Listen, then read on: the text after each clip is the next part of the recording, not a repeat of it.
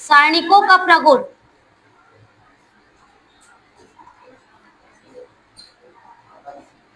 एक तो आप लोग बनाए हो उसको हल करके, ठीक है, प्रथम संक्रिया लगाकर मान को निकाले हो। अब उसके बाद अभी सारणिकों का प्रगुण है, बहुत सारे जो है बिना प्रगुण के नहीं बनेगा, चल रहे हैं, बहुत सारे क्या हो जाएंगे, मतलब बनाओगे तो बहुत लंबा चौड़ा जाएगा, जिसमें क्या लगाना पड़ेगा, प्रगुण को लगाना पड़ेगा। अब यहाँ पर देखो पहला प्रगुण क्या है, आप लोग जैसे कि सॉल्यूशन किया हो ना, तो करण उसको सॉल्यूशन करके भेजा है ना ओमेगा वाले को, पहले 9 पर पूरा 0 आया है, तो उसको सॉल्यूशन करने की जरूरत नहीं है, प्रगुण से पूरा पूरा 0 हो जाएगा। चलो देखो पहला प्रगुण क्या कहता है, मैं सीधा सीधा प्रगुण को बस समझा रही हूँ। पहला प्रगुण में क्या रहता है कि कोई कोई सारणिक है, ठीक है, उस सारणिक का अगर कोई सा भी पंक्ति या स्तंभ का पूरा अवयव 0 हो तो पूरा उस सारणिक का मान क्या होगा, 0 होगा। मैं इसको लिख नहीं रही हूँ ना, सिर्फ समझा रही हूँ। देखो जैसे यहाँ पर ये क्या हो जाएगा, ये A1 A2 A3, यहाँ पर B1 B2 B3, मान लो यहाँ पर का अवयव क्या है, ये टोटल 0 है, ठीक है, तो इस सारणिक का मान क्या हो जाएगा, टोटल 0 आएगा। या तो स्तंभ रहे या पंक्ति रहे, टोटल अवयव 0 हो तो पूरा सारणिक का मान क्या हो जाएगा, 0 हो जाएगा। आपको इसको सॉल्यूशन करने की जरूरत नहीं है, कोई भी एक को आप क्या करोगे, संक्रिया लगाओगे और टोटल अवयव को 0 कर दोगे। अगर किसी क्वेश्चन में 0 प्रूफ करने के लिए है तो आप क्या कर दोगे, यहाँ पर पूरा, या तो ये पूरा पंक्ति या पूरा स्तंभ, कोई सा भी एक पूरा पंक्ति या पूरा स्तंभ 0 हो तो सारणिक का मान क्या आता है, 0 आता है, ठीक है। ये पहला प्रगुण है, आए समझ में। अगर आपको क्वेश्चन में कहीं पर 0 प्रूफ करना है तो आप किसी का भी एक जो पंक्ति स्तंभ है उसके अवयव को टोटल क्या कर देना, 0 कर देना, तो 0 मतलब पूरा क्या हो जाएगा, सारणिक का मान क्या हो जाएगा, 0 हो जाएगा, ठीक। ये क्या हो गया, पहला प्रगुण हो गया, ठीक। आए समझ में, पहला प्रगुण मैं लिख नहीं रही हूँ, सिर्फ इसको समझा रही हूँ। दूसरा प्रगुण क्या होता है, सारणिक में यहाँ पर ये दिया हुआ है इस तरह से A1 A2 A3 B1 B2 B3 C1 C2 और C3, इस तरह से सारणिक दिया हुआ है। तो इसको क्या करोगे, अगर इसमें क्या करोगे, जो पूरा पंक्ति है उसको स्तंभ में और जो स्तंभ है उसको पंक्ति में चेंज करोगे, ठीक है।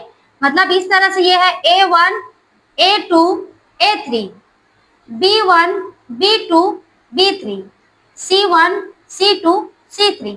अब इसको हम लोग क्या कर रहे हैं, पंक्ति को स्तंभ में और स्तंभ को पंक्ति में, ये पहले वाला क्या है, स्तंभ है, इसको हम लोग पंक्ति में चेंज कर देंगे, A1 A2 A3, और इसको B1 B2 B3 C1 C2 C3। तो ये जो मान आएगा, इन दोनों का मान सेम होगा, दोनों का मान क्या होगा, सेम होगा। मतलब जितना आप पंक्ति है उसको पूरा पूरा जो स्तंभ है उसको पंक्ति में चेंज कर दोगे, पूरा पूरा ना, तीनों का जितना दिया रहेगा तीनों का पूरा चेंज करोगे, तब जाकर इसके मान में कोई परिवर्तन नहीं होगा।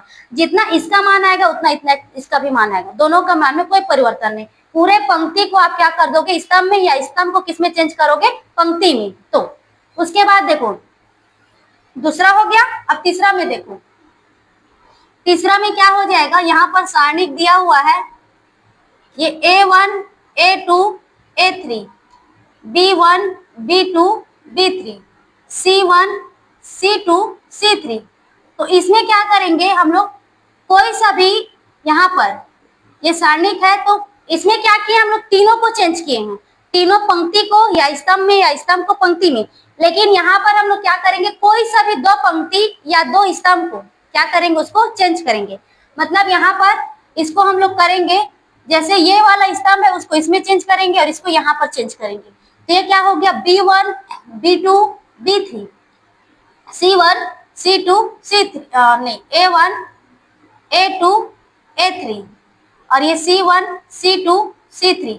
कोई सा भी दो अवयव को आप चेंज करोगे, ठीक है, मतलब दो पंक्ति को हो या दो स्तंभ को हो, ठीक है, कोई सा भी दो। तो यहाँ या तो पंक्ति हो सकता है या स्तंभ।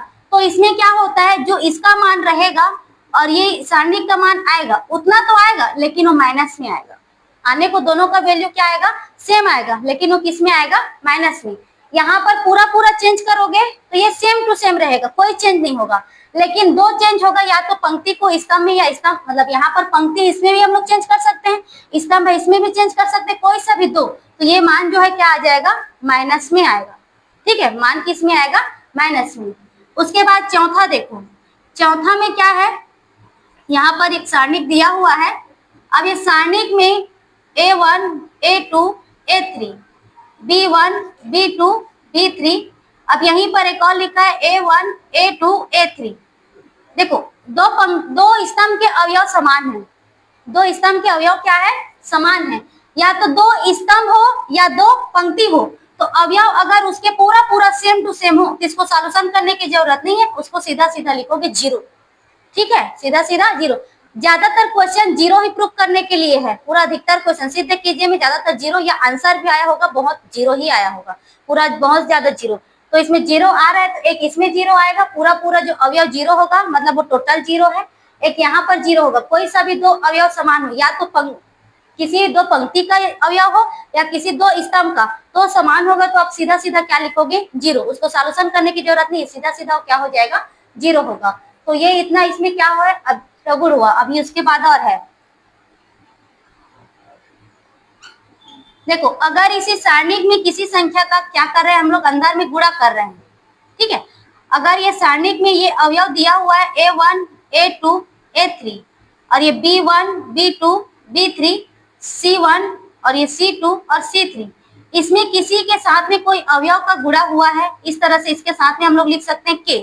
सबके साथ में किसका गुणा हुआ है? K का। कोई सा भी संख्या का आप कर सकते हो ना, लेकिन यहाँ पर सबके साथ में किसका गुणा हुआ है?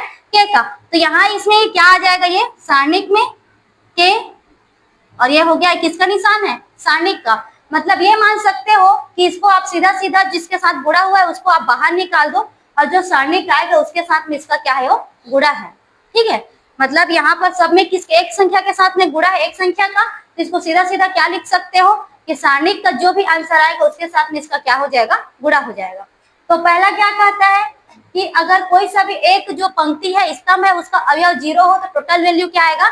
0 आएगा। अगर इसमें का हम लोग क्या करेंगे?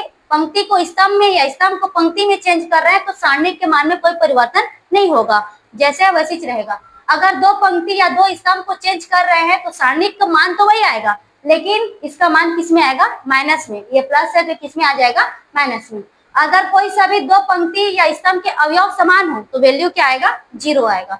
अगर इस सारणिक में किसी संख्या का सारणिक के अवयव में किसी संख्या का गुणा हो रहा है तो उसको यह माना जाएगा कि वो सारणिक के साथ क्या उसका गुणा है। ठीक, देखो छठवां प्रगुण में यहाँ पर क्या हो जाएगा? देखो 6 नंबर का। अब यहाँ पर ये सारणिक में A1, A2, A3, ये B1, B2, B3 और ये C1, C2 और C3 एक यहाँ पर है। तो यहाँ पर देखो ये क्या हो जाएगा? प्लस यहाँ पर क्या हो गया? अल्फा, और प्लस क्या हो गया? बीटा, और प्लस क्या हो गया? गामा। मतलब एक सारणिक के किसी पंक्ति या किसी स्तंभ में संख्या जुड़ा हुआ है ना, एक पंक्ति या स्तंभ कोई सा भी हो, ये पंक्ति है तो एक स्तंभ भी हो सकता है। तो ये क्या हो जाएगा? ये दो सारणिक के मान के बराबर आएगा, दो सारणिक बन जाएगा। मतलब ये कैसे बनेगा? यहाँ पर ये क्या हो जाएगा? A1, A2, B1, C1, B1, B2, B3, C1, C2, C3 plus क्या हो जाएगा? निशान में देखना, इसमें ये लगा डाल रही, प्लस क्या हो जाएगा? यहाँ पर alpha A2, A3, beta B2, B3, gamma C2, C3, ये दो सारणिक बन जाएगा। जितना के साथ योग हुआ रहेगा ना, ये दो सारणिक बन जाएगा वो। ठीक है, के द्वारा है ना, प्रसार करके। देखो इसको हम लोग प्रगुण लगाकर बना रहे हैं। इधर ध्यान दो, जो प्रगुण जो है ना, जितना पंक्ति पर लागू होगा उतना स्तंभ पर लागू होगा, दोनों सेम सेम होगा, जितना पंक्ति पर उतना स्तंभ पर। अब इसको हम लोग क्या करेंगे? प्रगुण लगाएंगे। आप लोग इसको देखो, 4, 5, 6 है, 4 में 1 माइनस करेंगे 3 आएगा, 5 में 2 माइनस करेंगे 3 आएगा, 6 में 3 माइनस करेंगे 3 आएगा, आएगा ना। तो ये यहाँ पर क्या लग रहा है? R2 पर संक्रिया लगा देते हैं। क्या करेंगे? R2 माइनस क्या हो जाएगा? R1। तो देखो R2 माइनस R1 तो क्या हो जाएगा? 1, 2 और ये 3, और यहाँ पर ये 4 माइनस 1 तो 3, और 5 माइनस 2 तो 3, और 6 माइनस 3 तो 3। एक प्रगुण क्या पढ़े कि दो अवयव सेम सेम हो तब 0 होता है क्या? तो एक ये हो गया, इसी को लगा देते हैं, इसी को R3 पर एक और, तो R3 तो R3 माइनस R2, तो ये 7 में 4 को माइनस करेंगे 3, और ये हो गया 3 और यहाँ भी 3। ठीक है, तो ये क्या आ जाएगा, दो अवयव सेम है तो ये क्या हो गया 0। दो इसका पंक्ति का 3 3 है तो क्या हो जाएगा वो 0। इतना कर सकते हो एक साथ इसमें संक्रिया लगा के। ठीक है, क्या लिखा है, a minus B, b minus C, c minus A, उसके बाद b minus C, c minus A, a minus B, c minus A और a माइनस बी और b माइनस सी। क्या करना है हम लोगों को, 0 प्रूफ करना है ना। ठीक है, 0 प्रूफ करना है, तो 0 प्रूफ करने के लिए हम लोगों के पास क्या क्या प्रगुण है, एक तो दो का अवयव, दो पंक्ति या स्तंभ का अवयव को सेम करें, या किसी पंक्ति या स्तंभ के अवयव को क्या कर दे, टोटल 0 कर दे। हाँ, तो क्या होगा बताओ, कौन सा करेंगे,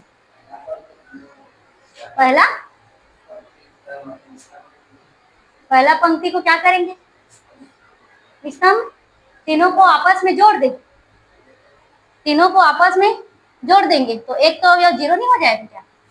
यहाँ पर ये R1 पर संक्रिया लगा दें, R1 plus R2 plus R3।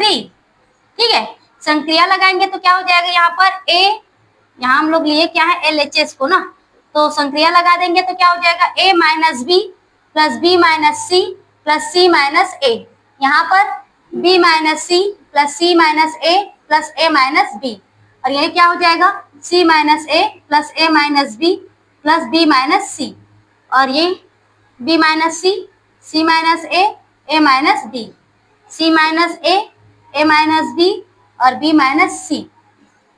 ठीक है, प्लस माइनस कट गया, ये भी प्लस माइनस कट गया, सब इसमें कट गया, तो टोटल वहां पर कितना आ गया 0, B minus C, C minus A, 0 C minus A minus B, यहाँ पर 0 a minus B, b minus C, तो एक पंक्ति का अवयव क्या हो गया 0, मतलब ये टोटल क्या आ गया 0।